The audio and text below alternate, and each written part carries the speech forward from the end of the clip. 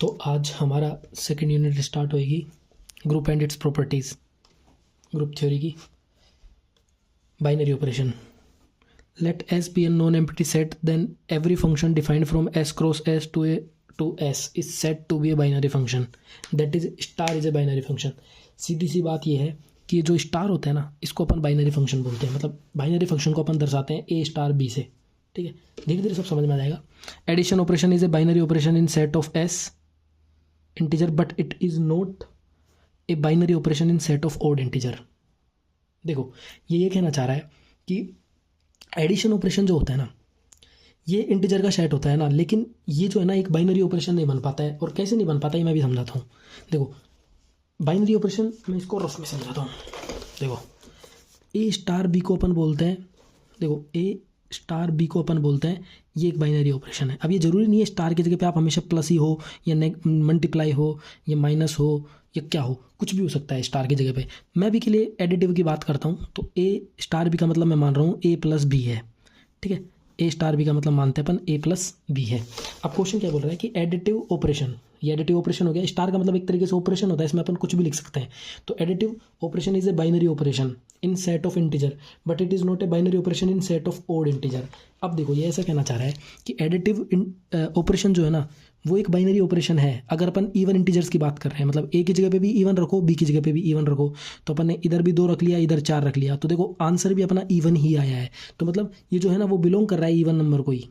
ठीक है, अगर ए स्टार भी अगर बिलोंग कर रहा है, आप मानो इवन नंबर्स की सेट ऑफ इवन नंबर है एडिटिव इनवर्स में, तो ये बिलोंग कर रहा है, देख लो, इवन नंबर को ही। इसलिए ये तो एक बाइनरी फंक्शन हो जाएगा, क्योंकि ए स्टार भी है ना वो बिलोंग करना चाहिए इवन नंबर्स को। देखो, अगर ए बिलोंग कर रहा है इवन नंबर को, बी बिलोंग कर रहा है इवन नंबर को, है ना, इवन नंबर को, ये इवन है, ई का मतलब इवन है ना। ए बिलोंग कर रहा है इवन नंबर को, बी बिलोंग कर रहा है, इसका मतलब बिलोंग है, बी बिलोंग कर रहा है इवन नंबर को, तो ये ऐसा कहता है कि ए स्टार बी भी बिलोंग करना चाहिए इवन नंबर को, तो ये एक बाइनरी ऑपरेशन कहलाएगा। ठीक है, तो ये एक बाइनरी ऑपरेशन कहलाएगा। तो अब अपन मानते हैं, देखो एक है 2, ये भी है 2, दोनों इवन है, तो आंसर भी देखो इवन ही आया है। मतलब ए स्टार बी भी इवन ही आया है, यही तो था ए स्टार बी, ए प्लस बी, तो ये भी इवन ही आया है। अगर ये दोनों चीज़ें इवन आती है तो इसी को अपन बोलते हैं बाइनरी ऑपरेशन। ठीक है, लेकिन ये बोल रहा है कि ओड इंटीजर में ये चीज़ सत्य नहीं है, ये बाइनरी ऑपरेशन नहीं हो पाएगा। क्यों? क्योंकि देखो, ओड इंटीजर होगा ए स्टार बी का मतलब अपन ने माना एडिटिव के अंदर ए प्लस बी। अब ओड मानते हैं तो ये 3 है, ये 7 है, तो 7 और 3 कितना होगा? 10। आंसर तो इवन आ गया। जबकि ओड प्लस ओड ओड आना चाहिए था अगर ये बाइनरी ऑपरेशन होता तो इसलिए सम ऑफ एडिटिव इनवर्स का जो इवन एडिटिव इनवर्स होता है वो तो बाइनरी ऑपरेशन होता है, लेकिन जो ओड होता है वो एक बाइनरी ऑपरेशन नहीं बन पाता है, क्योंकि उसका जो फाइनल आंसर है वो इवन आ जाता है, वो सेट से ही बाहर चले जाता है। ठीक है, ऐसी बात है। If S N then if S के अंदर टोटल एन एलिमेंट्स है, तब binary relation defined on S. तो बाइनरी रिलेशन एन पे जो डिफाइंड होंगे वो कितने होंगे? एन की पावर एन स्क्वायर। ये याद कर लेना। अभी मैं समझाता हूँ कैसे होगा। देखो, एन क्रॉस एन, एन का एन पे एन रिलेशन, तो देखो N cross N, N square, N अपना कोडोमेन है और ये अपना डोमेन है, तो एन स्क्वायर का एन पे कितने रिलेशन रहेंगे? एन की पावर एन स्क्वायर। ठीक है, आगे चलते हैं। Algebraic structure, a system made by a non empty set S and one और more binary operation defined on S is called an algebraic structure. देखो, एलजेब्रिक स्ट्रक्चर की अगर आप इतना समझ में नहीं आ रहा तो आप बस ये देखो कि ये जो है, जैसे नेचुरल नंबर कोमा प्लस, ये एक एलजेब्रिक स्ट्रक्चर है। ठीक है, अब अपन बात करते हैं Z comma plus comma minus, ये भी एक एलजेब्रिक स्ट्रक्चर है, ये भी एक एलजेब्रिक स्ट्रक्चर है, और ये भी है और ये नहीं है। अब इसका रीज़न बताता हूँ ये क्यों नहीं है। देखो, नेचुरल नंबर, आप कोई भी एक नेचुरल नंबर लो, उसमें से आप कुछ घटाओ। ठीक है, आप में से उसने कुछ घटाया, जैसे मैंने फॉर एग्जांपल 2 ले लिया और 2 में से मैंने 2 ही घटा दिया, तो आंसर 0 आ जाएगा। जबकि देखो, ये एन के नेचुरल नंबर के अंदर ही आना चाहिए था, लेकिन अपन ने 2 में से 2 घटाया तो 0 आ गया। 0 तो नेचुरल नंबर में होता ही नहीं है, नेचुरल नंबर तो 1 से स्टार्ट होता है, तो ये सेटिस्फाई नहीं हो पाएगा। जबकि देखो, आप इसमें देखो, ये इसके साथ प्लस था तो मैं 2 था, 2 में मैंने 7 प्लस कर दिया तो 9 आया, तो 9 भी नेचुरल नंबर में होता है। 1 मान लो, 1 में मैंने 8 प्लस कर दिया तो भी 9 आया, या फिर 1 में मैंने 4 प्लस कर दिया 5 आ गया, तो भी नेचुरल नंबर है। कुछ भी प्लस करो आप, तो प्लस करोगे तो नेचुरल नंबर से बाहर नहीं जाएगा, इसलिए एक एलजेब्रिक स्ट्रक्चर है। जेड के अंदर आप कुछ भी प्लस माइनस करो, देखो जेड में मैंने 2 ले लिया और 2 ही माइनस कर दिया, क्योंकि दूसरा 2 भी जेड में से ही है, दोनों माइनस कर दिया तो 0 आ गया, तो 0 भी जेड में आता है, तो इससे कोई फर्क नहीं पड़ता। ऐसे मल्टीप्लिकेशन का भी है। तो ये सारे तो हैं, अपने अपने जगह पे स्टैंड कर रहे हैं कि एलजेब्रिक स्ट्रक्चर हैं। लेकिन अगर अपन इस जगह बात करें इसकी नेचुरल नंबर कोमा माइनस की, तो ये एक एल्जेब्रिक स्ट्रक्चर्स नहीं बना पा रहा है, बाकी सब है। अब आते हैं अपन क्लोजर पे। देखो क्लोजर क्या होता है, देखो क्लोजर सीधा सा होता है, ए कोमा बी बिलोंग अगर कर रहा है एस को, तो ए स्टार बी को भी बिलोंग करना पड़ेगा एस को, ठीक है। ए कोमा बी अगर किसी सेट को बिलोंग कर रहा है तो ए स्टार बी को भी उसी सेट को बिलोंग करना पड़ेगा, जैसे अभी अपन ने ऊपर E1 का एग्जाम्पल दिया था, ठीक है। आगे चलते हैं, अगले पे चलते हैं। अब अपन आते हैं कम्यूटेटिव ऑपरेशन पे। देखो कम्यूटेटिव का सीधा सा मतलब है ए स्टार बी जो है वो बी स्टार ए के बराबर होना चाहिए, ठीक है। सारे के सारे जितने भी कॉम्प्लेक्स नंबर है, ये जो साइन है ये कॉम्प्लेक्स नंबर का है, सारे कॉम्प्लेक्स नंबर में प्लस की ऑपरेशन ए स्टार बी तो कम्यूटेटिव होती है, ठीक है। देख लो आप ए स्टार बी कोई भी कॉम्प्लेक्स नंबर ले लो, उसमें कुछ भी प्लस करो या फिर उसको उसमें कुछ भी प्लस करो, तो दोनों हमेशा बराबर ही होंगे। सारे कॉम्प्लेक्स नंबर्स की मल्टीप्लिकेशन की ऑपरेशन ये भी सब बराबर होते हैं। तो जेड में प्लस मोडुलो एन की ऑपरेशन ये भी बराबर ही होती है। अपन पीछे पढ़ के आए हैं कि अपन आप ए प्लस मोडुलो एन बी करो, देखो आप ए प्लस मोडुलो एन बी करो बराबर होगा बी प्लस एन मोडुलो ए के, होता है ना ये सब बराबर। तो देखो ये हो गया, क्योंकि अपन ये मानते हैं कि जो स्टार है ना ए स्टार बी का मतलब है इधर A plus modulo N B, star का मतलब इस बार प्लस मोडुलो एन हो गया, ठीक है। तो ये चीज़ें भी बराबर होती हैं, ठीक है। तो इधर भी कम्यूटेटिव होता है ये। पावर सेट ऑफ एस के अंदर जो यूनियन होता है, यूनियन की जो ऑपरेशन होती है वो भी कम्यूटेटिव होती है। पावर सेट ऑफ एन की जो क्या बोलते हैं इंटरसेक्शन की जो ऑपरेशन होती है वो भी कम्यूटेटिव होती है। पावर सेट में सिमेट्रिक डिफरेंस की भी कम्यूटेटिव होती है। मतलब ये सब जो होते हैं ना ये सारे कम्यूटेटिव होते हैं।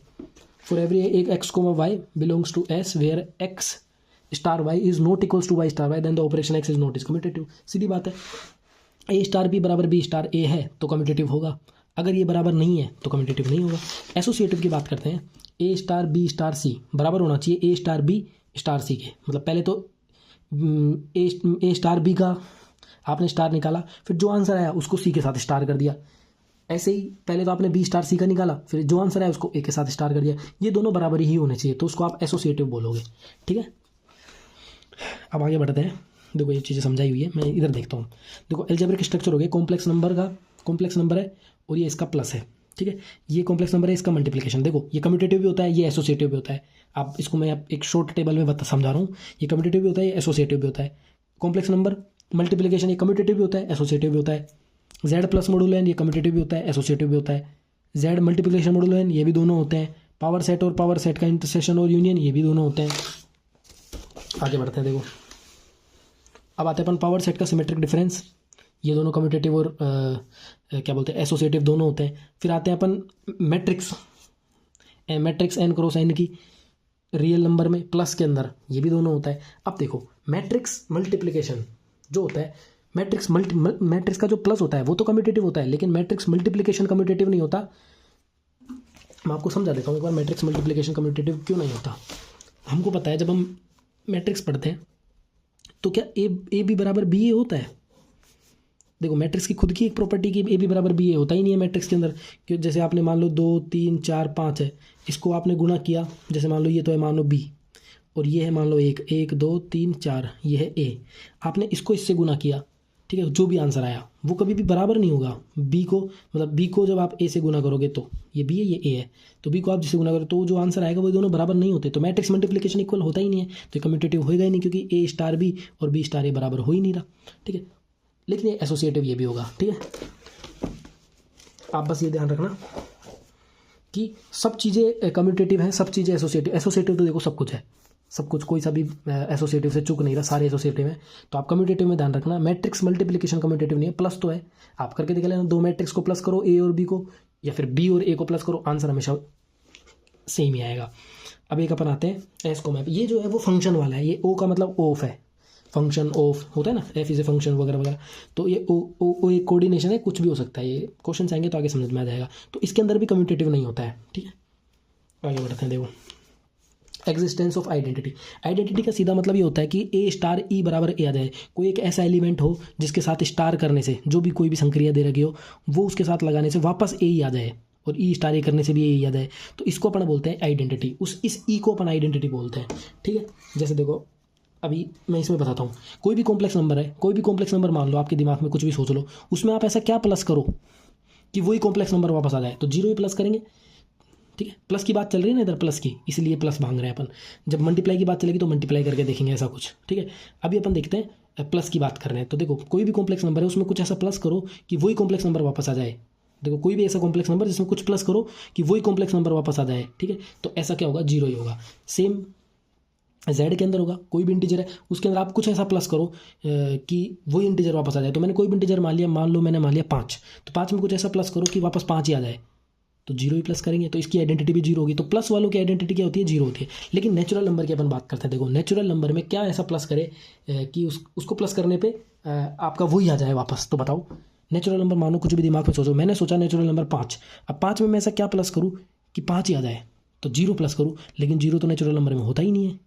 अब नेचुरल नंबर स्टार्ट ही 1 से होता है, तो इस वजह से ये डू नॉट एग्जिस्ट है, ठीक है। अब आते हैं अपन नेचुरल नंबर के मल्टीप्लिकेशन पे। अब मल्टीप्लिकेशन आ गया, अब प्लस की बात नहीं है, अब मल्टीप्लिकेशन की बात है। तो अब आए अपन, कोई भी एक नेचुरल नंबर सोचो, उसको किसी एक ऐसे नंबर से मल्टीप्लाई करो कि वही नेचुरल नंबर वापस आ जाए। तो मैंने सोच लिया, मान लो कोई नेचुरल नंबर 8, अब 8 को मैं किससे मल्टीप्लाई करूँ कि वापस 8 आ जाए। इधर मल्टीप्लाई की संक्रिया है इसलिए मैं मल्टीप्लाई कर रहा हूँ, अब प्लस नहीं कर रहा इसलिए मैं। तो 8 को मैं 1 से मल्टीप्लाई करूँगा तो वापस 8 आ जाएगा। तो इसीलिए इसकी जो आइडेंटिटी होगी वो क्या होगी, 1 होगी, ठीक है।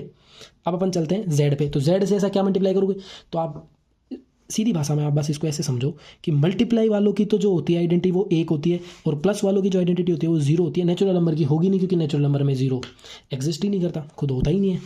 अब आते हैं अपन प्लस मोडुलो एन पे। तो जेड में ऐसा क्या प्लस करे और फिर उसको एन से डिवाइड दे, ठीक है। जेड में ऐसा क्या प्लस करे और फिर उसको एन से भाग दे कि जो रिमाइंडर है वो जेड खुद ही बचे, ठीक है। तो ऐसा भी इसमें क्या बोलते हैं, पॉसिबल नहीं होगा, क्योंकि जेड तो आप कुछ भी ले सकते हो ना भाई, जेड तो आप कुछ भी ले सकते हो, और प्लस मोडुलो एन में आप कुछ भी ले सकते हो, तो ये चीज़ तो सेटिस्फाई करेंगे नहीं। हाँ, आप जेड जो ले रहे हो वही अगर आप एन लेते हो तब तो आप 0 ले सकते हो। देखो Z N plus modulo N में तो आपका 0 आ जाएगा, लेकिन जेड में तो आप कुछ भी ले सकते हो। देखो मैं फॉर एग्जाम्पल आपको बताता हूँ, इसको अच्छे से समझा देता हूँ, कन्फ्यूज़ नहीं होना। देखो Z comma plus modulo N है, तो इसकी अगर मैं आइडेंटिटी की बात करूँ तो देखो जेड मैंने कोई भी एक नंबर माना, मानो मैंने जेड मान लिया 5 और मैंने एन मान लिया मान लो 7, मान सकता हूँ, क्योंकि जेड में कोई मेरे पास बंदिश तो नहीं है कि मैं कुछ भी नहीं मान सकता। जेड में कुछ भी मान सकता हूँ और एन भी मैं कुछ भी मान सकता हूँ। तो मैंने ये मान लिया 5 और इसको मान लिया मैंने प्लस मोडुलो 7 मानो। तो अब मैं इसमें ऐसा क्या प्लस करूँ कि 5 वापस आ जाए, बताओ ऐसा क्या प्लस कर सकता हूँ मैं कि 5 ही वापस आ जाए। तो ऐसा तो कुछ ज़रूरी नहीं है कि भाई मानो मैंने 0 प्लस किया तो 5 + 0 तो ये होता है 5 ही होगा। तो 5 डिवाइड बाई 7, तो रिमाइंडर बचता है 2, प्लस मोडुलो है ना, तो रिमाइंडर लिखते हैं, तो रिमाइंडर बचता है 2। तो आंसर तो 5 आया ही नहीं। ए स्टार बी बराबर वापस ए ही आना चाहिए था भाई, आइडेंटिटी के लिए तो ए स्टार ई बराबर वापस ए ही आना चाहिए था, तो ऐसा तो कुछ बचा ही नहीं। तो इसीलिए अपन क्या बोलते हैं कि इसके अंदर अपन कंफर्म नहीं कह सकते। लेकिन अगर मान लो इसी की जगह ये होता Z N comma plus modulo N, तो अपन इस जगह पे कुछ कर सकते थे। जैसे मान लो मैंने इधर इसको माना मैंने 5 और मैंने इसको भी 5 ही माना भाई, एन अगर मैंने यहाँ पे 5 मान लिया, जेड एन 5, तो फिर ये भी 5 ही मानना पड़ेगा। तो ये मैंने माना प्लस मोडुलो 5, तो देखो 5 + 0, अब मानो मैं 0 लिखता हूँ और डिवाइड बाई 5, तो देखो आंसर आ गया ना वही 5, ठीक है। ए स्टार बी करने से वापस ए ही आ गया। तो इसीलिए इसको क्या बोलते हैं अपन, इसीलिए अपन इसको बोलते हैं कि भाई ये जो Z N comma plus N है ना, इसके अंदर तो एग्जिस्ट करता है आइडेंटिटी, लेकिन इसमें एग्जिस्ट नहीं कर पाता आइडेंटिटी, ठीक है। तो ये वाली बात है। देखो मैं आपको समझा देता हूँ और बढ़िया तरीके से। देखो जेड एन का बेसिकली मतलब ये होता है, जैसे मैंने जेड 5 लिखा है, तो इस जेड 5 का बेसिकली मतलब ये होता है, देखो 0 1 2 3 4, बस अभी कितने हो गए, 1 2 3 4 5 हो गए ना, 5। तो जेड 5 तक का मतलब ये होता है जनरली, है ना। अब मैंने माना ठीक है।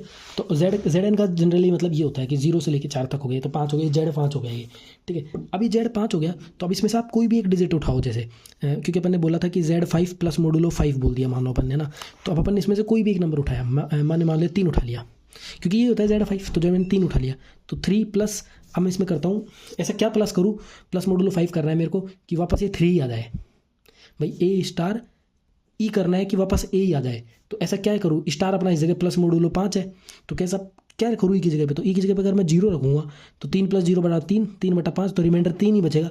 तो वापस देखो ए यही आ गया, ए स्टार ई बराबर ए ही आ गया। तो इसी वजह से अपन ऐसा बोलते हैं कि जेड एन अगर अपन बोल देते हैं ना तो फिर अपना कोई दिक्कत नहीं है, लेकिन नॉर्मली जेड लिख देंगे तो क्या कह सकते हैं, कहाँ तक जाएगा ये तो कहीं तक भी जा सकता है, कोई लिया कोई नहीं लिया पता ही नहीं कुछ, ठीक है। अब अगले पेज पे चलते हैं। देखो Z N multiplication modulo N, इसके अंदर भी 1 होगा, उसमें मतलब प्लस वाले का जैसा ही है सिमिलर। और इसकी बात करते हैं U N multiplication modulo N, देखो मल्टीप्लिकेशन में पीछे भी सारे में एक था और इधर भी सब में एक है, तो देखो इधर भी एक ही आ गया, कोई दिक्कत नहीं है, एक एक आ गया। ये एक एग्जांपल दिया है इन्होंने कि भाई ऐसे करके इसको मल्टीप्लिकेशन मॉडुलो करेंगे 6 आ जाएगा। इसको छोड़ो, इसको देखो, इसको देखते हैं अभी पहले। देखो कोई भी एक पावर सेट है, देखो अपन जब सेट रिलेशन फंक्शन पढ़ेंगे तो उधर समझ जाएंगे।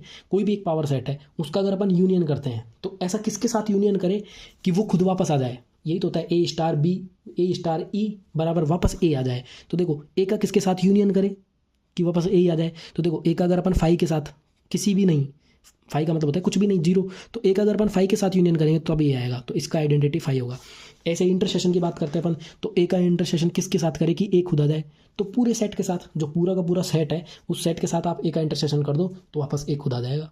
ठीक है, ऐसे ही अपन करते हैं सिमेट्रिक डिफरेंस की। तो पावर सेट ऑफ एस का सिमेट्रिक डिफरेंस, देखो एक ए का सिमेट्रिक डिफरेंस फाई होता क्या है। देखो सिमेट्रिक डिफरेंस होता क्या है वैसे, क्या था, हाँ, जैसे मैं ए सिमेट्रिक डिफरेंस फाई की बात करता हूँ तो देखो सिमेट्रिक डिफरेंस होता है, जैसे मैं ए सिमेट्रिक डिफरेंस बी की बात करूँ, एक जनरल फॉर्मूला बताऊँ तो ये होता है A minus B union B minus A, ये होता है इसका formula, A minus B union B minus A. तो इसका बताऊँ मेरे को, A minus phi union phi minus A, सही है।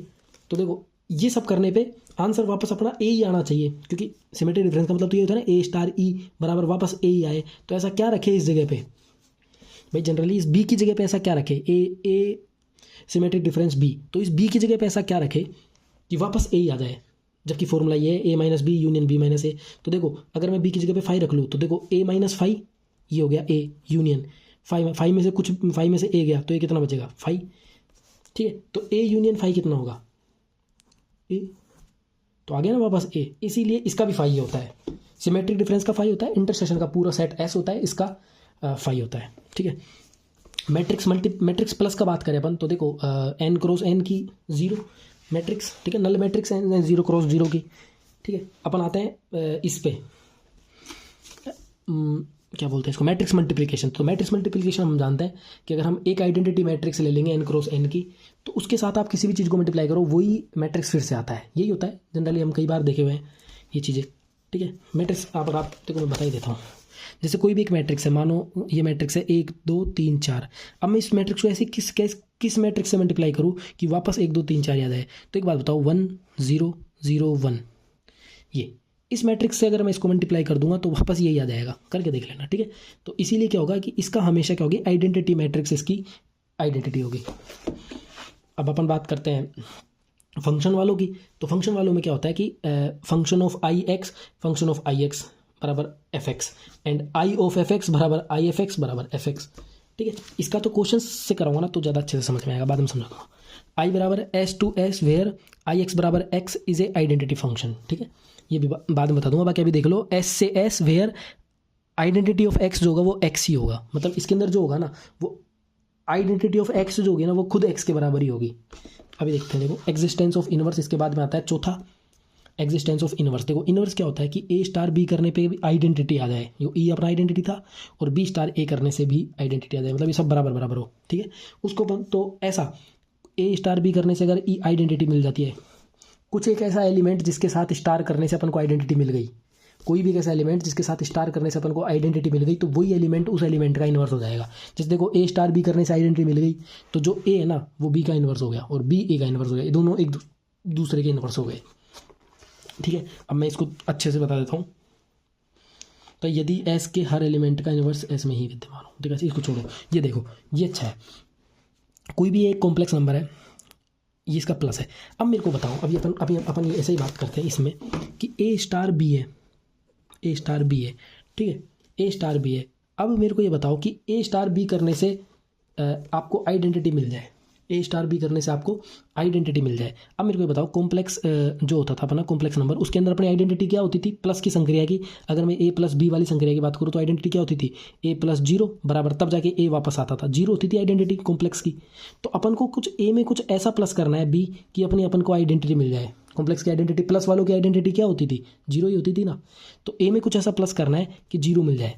तो देखो बी की जगह पे क्या रख पाओगे, ए माइनस ए रख दो अगर मैं बी की जगह पे, तो मेरे को जीरो मिल जाएगा। तो मतलब इसकी जो आइडेंटिटी होगी ना वो माइनस ए होगी, कॉम्प्लेक्स नंबर की जो आइडेंटिटी होगी वो माइनस ए होगी। सही बात है। अब आगे बढ़ते हैं। इसी तरीके से मल्टीप्लिकेशन की अगर मैं बात करूँ, मल्टीप्लाई वालों की, अगर ए स्टार बी बराबर अगर आप मल्टीप्लाई की संक्रिया में देखें तो देखो कोई भी कॉम्प्लेक्स नंबर था उस अगर पर मल्टीप्लाई कर रहे थे तो वो खुद कब आ रहा था, जब ए स्टार वन अपन कर रहे थे तो वो ए वापस आ रहा था। तो मतलब इधर जो आइडेंटिटी थी वो क्या थी, वन थी। अब ये बोल रहे हैं कि ए स्टार बी कुछ ऐसा करो कि वो आइडेंटिटी आ जाए। तो बताओ कैसे आएगी कि ए को मैं ऐसा किस चीज़ से मल्टीप्लाई करूँ कि एक आइडेंटिटी आ जाए मेरी, बताओ। तो एक बटा ए से अगर मैं गुणा कर दूंगा तो आइडेंटिटी आ जाएगी, ठीक है। अब इसको कर देखो, कॉम्प्लेक्स नंबर कि प्लस के अंदर देखो माइनस, इसका जो इनवर्स होगा वो माइनस ए हो जाएगा, इसका जो इनवर्स होगा वो एक बटा ए हो जाएगा, हो रहा है ना। कॉम्प्लेक्स नंबर जीरो का मतलब होता है कि जीरो इंक्लूडेड नहीं है, तो इसके जो मल्टीप्लाई होगी वो कितना होगा, एक बटा ए हो जाएगा। देखो ऐसा लिखना जरूरी है, जीरो इंक्लूडेड नहीं है। अगर जीरो इंक्लूडेड है तो ये पॉसिबल ही नहीं हो पाएगा ना, नीचे जीरो आ जाएगा, तो नीचे वन बाई जीरो, तो जीरो का फॉर्म। हाँ, अगर लिख के दे देता है कि A is not equal to zero तो फिर कोई दिक्कत नहीं है। अब अपन आते हैं आर कोमा मल्टीप्लाई में, जेड कोमा मल्टीप्लाई में, क्यू कोमा मल्टीप्लाई। तो इसमें से किसी का भी एग्जिस्ट नहीं करता, देखो डू नॉट एग्जिस्ट। रीज़न, क्योंकि जीरो का इन्वर्स डू नॉट एग्जिस्ट। आप खुद देखो ना, इसको किससे मल्टीप्लाई करे, तो मैं मान लेता हूँ, मान लो आर कोई भी एक रियल नंबर ले लिया मैंने, मान लो 5 ले लिया, तो 5 को किससे मल्टीप्लाई करे कि एक आ जाए, क्योंकि मल्टीप्लिकेशन का जो आइडेंटिटी वो तो एक थी। तो 5 को मानो मैंने मल्टीप्लाई कर दिया 1/5 से, तो 1/5 से अगर मैं मल्टीप्लाई करता, सॉरी क्या आना चाहिए था, हाँ 5 को अपन इसको कुछ ऐसी चीज़ से मल्टीप्लाई करना है कि एक आ जाए, तो ठीक है। तो मैंने 5 था तो 5 को मैंने 1/5 से मल्टीप्लाई कर दिया, तो 5 से 1/5 कट के 1 आ जाता है। तो यहाँ तो अपन को आइडेंटिटी मिल गई, लेकिन गलती से अगर जो अपना नीचे जो जा रहा है, जो 1/a का फॉर्म बन रहा है, तो गलती से ए अगर अपना जीरो हो गया तो ये तो बात गड़बड़ हो जाएगी भाई। ए अपन ने जीरो मान लिया तो जीरो का इन्वर्स कैसे एग्जिस्ट करेगा, मानो ए जीरो है तो जीरो का इन्वर्स क्या होगा बताओ, जीरो का इन्वर्स होगा 1/1/0, यही होगा। तो 1/0 तो बात बनेगी नहीं, क्योंकि 1/0 का फॉर्म तो कभी एग्जिस्ट ही नहीं करता, ये तो डिड नॉट एग्जिस्ट है, इसलिए जीरो का इन्वर्स एग्जिस्ट नहीं करेगा। अगर यहाँ पे गलती से छोटा छोटा 0 लिख के दे देते ना इसकी तरह, जिसका मतलब होता है कि जीरो इंक्लूडेड नहीं है, तब जाके ये चीज़ें सेटिस्फाई हो जाती। अब देखो इसमें समझते हैं आगे। देखो आर कोमा, अब की बार दे दिया, देखो इसने जीरो इंक्लूडेड नहीं है, तो अब की बार इसका भी 1/a हो जाएगा अगर जीरो इंक्लूडेड नहीं है तो। अब आते हैं अपन Z N comma plus N पे। तो देखो Z N comma plus N की जो वो होती है, क्या बोलते हैं उसको, इनवर्स, इसका जो इनवर्स होता है Z N comma plus N का, वो होता है n-a। इसमें भी a जीरो के बराबर नहीं होना चाहिए, ठीक है। a का जो इन्वर्स होता है इसमें वो होता है n-a। आगे क्वेश्चंस करेंगे तो ये बहुत अच्छे से समझ में आ जाएगा कि n-a क्यों होता है, ठीक है। अब अपन आते हैं U N comma multiplication N पे। तो इसका जो इन्वर्स होता है वो होता है n which is divided by a-b हो, ठीक है। यू एन का जो इन्वर्स होगा वो क्या होगा, n डिवाइड बाई ab-1, ठीक है। सिमेट्रिक डिफरेंस का इन्वर्स होगा वो खुद a। इसका जो इन्वर्स होगा क्या बोलते हैं, मैट्रिक्स का जो इन्वर्स होगा वो -a होगा, क्योंकि मैट्रिक्स को ऐसा किससे प्लस करे कि वो आपकी आइडेंटिटी आ जाए, तो जीरो आना चाहिए। तो a को किससे प्लस करे कि जीरो आ जाए, तो -a से ही करेंगे तभी जीरो आएगा। तो ये हो गया। देखो इसी तरीके से आता है मैट्रिक्स आर मल्टीप्लाई, किससे मल्टीप्लाई करे कि एक आ जाए, तो देखो मैट्रिक्स को किससे मल्टीप्लाई करे कि एक आ जाए, तो 1 बटा determinant of a into एडजेंट of a, इससे आप मल्टीप्लाई करोगे तो एक आ जाएगा, ठीक है। इधर डिटर्मिनेंट ऑफ a जीरो नहीं होना चाहिए। GLNR का मतलब होता है, देखो GLN का मतलब होता है नॉन जीरो डिटर्मिनेंट वाले मैट्रिक्स, ऐसे मैट्रिक्स जो जिनका डिटर्मिनेंट जीरो ना हो, ठीक है, इसको GLNR कहते हैं। तो इनका हो जाएगा a inverse 1 upon determinant of a into एडजेंट of a, ठीक है। क्योंकि अब की बार ये लिखने की नीड है ही नहीं, क्योंकि वो है ही नहीं, GLN है पहले ही पता है। SS की बात आ गई, ये अपने फंक्शंस वाली बात है। तो फंक्शन S टू S का इनवर्स विद्यमान होगा अगर F11 हो और ऑन2 हो। अगर F11 हो और ऑन2 हो तो ये इसके अंदर विद्यमान होगा, ठीक है। अब अपन आते हैं इस पे, इसमें F इनवर्स ही इसका फंक्शन होगा। इनवर्स क्या होगा, F इनवर्स इसका फंक्शन होगा, ठीक है। इसका मतलब होता है F ऐसे 1 है और ऑन2 है, स्टार लगा दिया ना, इसका मतलब पहले ही पता लग गया कि 1 भी है ऑन2 भी है, बात ही नहीं है। अब अपन आते हैं देखो प्रॉपर्टीज़ पे, ये बहुत इंपॉर्टेंट प्रॉपर्टीज़ है। अब तक जो बताया वो सिर्फ बेसिक था, ये प्रॉपर्टीज़ बहुत इंपॉर्टेंट है। अब देखो कोई भी अपन को क्वेश्चन दे देते हैं और बस जनरली पूछते हैं कि क्या दिक्कत आ रही है इस क्वेश्चन में, तो अपन को बताना पड़ता है कि इसमें आइडेंटिटी नहीं मिली हमको, या फिर हमको इसमें इन्वर्स नहीं मिला, या फिर हमको इसमें एसोसिएटिविटी नहीं मिली, या फिर ये क्लोजर ही नहीं हुआ। तो इनमें से हमको कुछ बताना पड़ता है, ऑप्शंस होते हैं और क्वेश्चंस इनमें से ही आते हैं, ठीक है। अब देखो, अब क्वेश्चन ये है कि देखो मैं इसको इसमें बता देता हूँ, ये जो है अपना देखो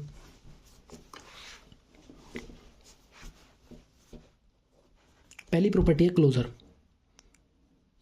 ठीक है। पहली प्रॉपर्टी क्लोजर में कुछ नहीं है, ए स्टार अगर ए बिलोंग कर रहा है किसी सेट एस को और बी बिलोंग कर रहा है किसी सेट एस को, तो ए स्टार बी है वो भी बिलोंग करना चाहिए किसी सेट एस को।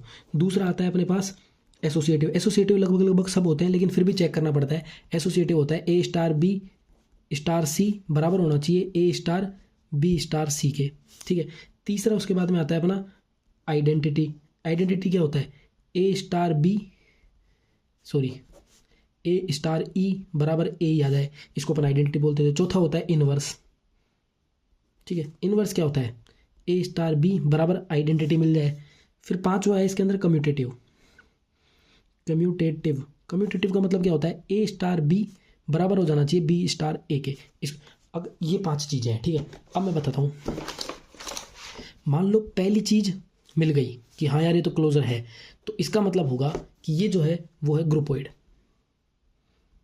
ग्रुपोइड या फिर क्वासाई ग्रुप, ठीक है। ग्रुपोइड होगा या क्वासाई ग्रुप होगा। अगर पहला ये एक्सिम जो है अपन को मिल जाता है